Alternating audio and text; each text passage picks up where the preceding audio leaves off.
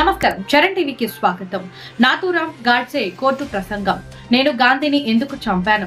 1. గాంధీజీ విధానాలపై గాడ్సే అసంతృప్తి.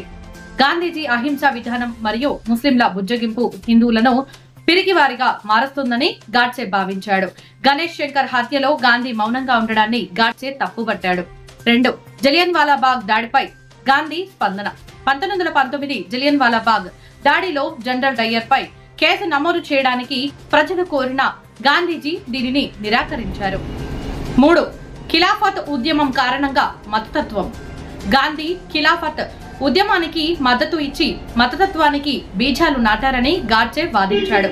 మోస్లా ముస్లింలు హిందువులను చంపినా గాంధీ మౌనంగా ఉన్నారని విమర్శించాడు. 4. సుభాష్ చంద్రబోస్ రాజీనామా. త్రిపుర నేషన్ లో సుభాష్ చంద్రబోస్ అధిక మద్దతులో గెలిచిన గాంధీ తన అభ్యర్థి సీతారామయ్యను మద్దతు ఇవ్వడానికి బోస్ ను రాజీనామా చేయించారు. 5. భగత్ సింగ్ మరణ శిక్ష.